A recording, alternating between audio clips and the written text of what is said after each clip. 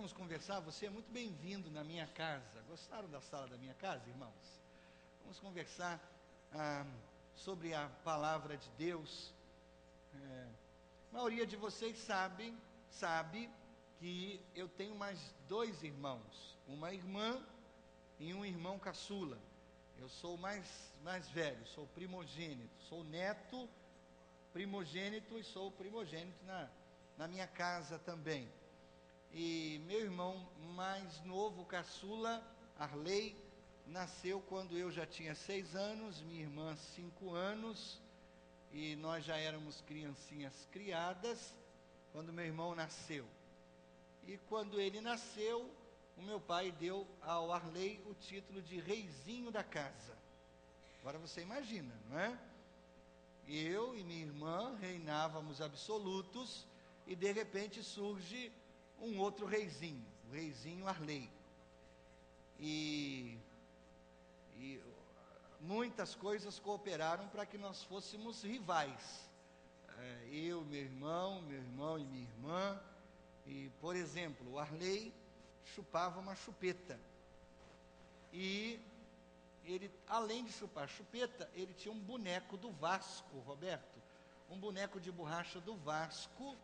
E ele chupava a chupeta e cheirava a cabeça do boneco de borracha. E aí, à noite, ele não dormia sem a chupeta e o tal boneco. E à noite, vai pegar a chupeta, vai pegar o boneco. E ele perdia, todos os dias ele perdia o boneco e a chupeta. E o meu pai colocava ele sentado no colo e dizia para mim e para minha irmã: vão procurar a chupeta para o reizinho da casa. Olha que horror, irmãos. Isso é um trauma que eu tenho de infância, né?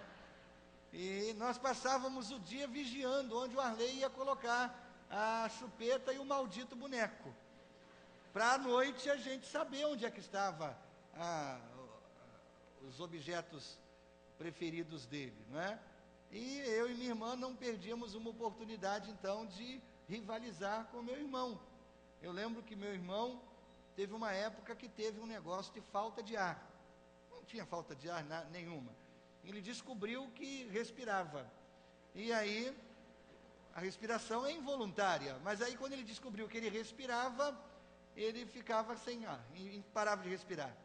E aí eu e minha irmã sentávamos perto dele e fazíamos assim, irmãos.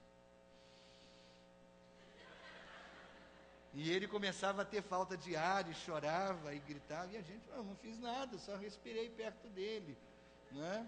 E ele ficava com falta de ar. Minha irmã também fazia isso, e ele ficava com falta de ar.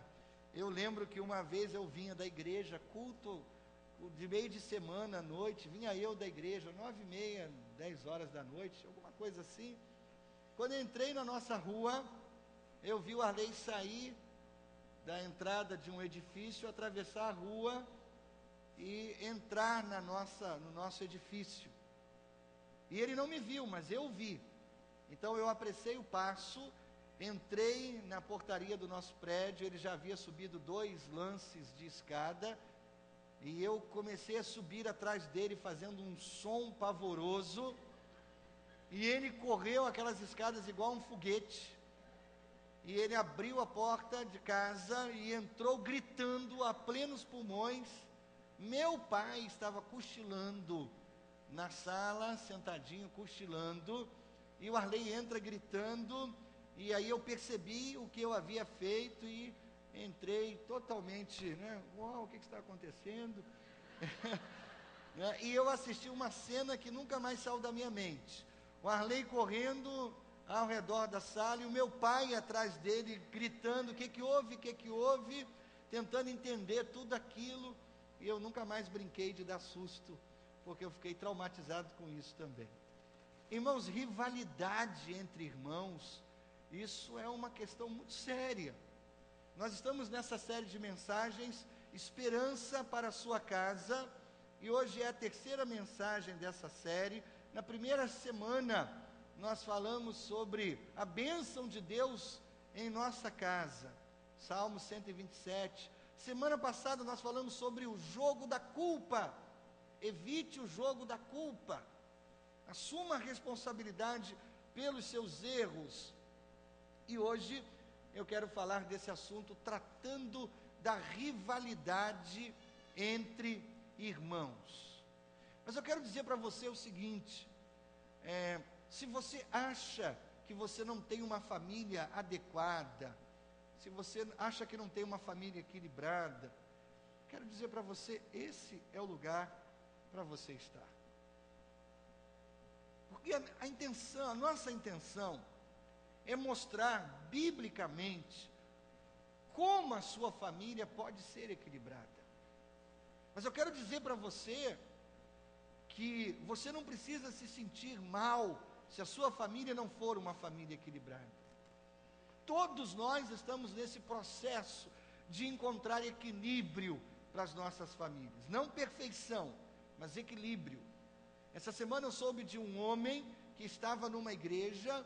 Em determinado momento, ele percebeu que ele não tinha a família certa. E ele se sentiu tão constrangido naquela igreja, que ele nunca mais voltou naquela igreja. E se passaram 15 anos, até que ele teve coragem novamente de entrar numa igreja. Então, meu querido, se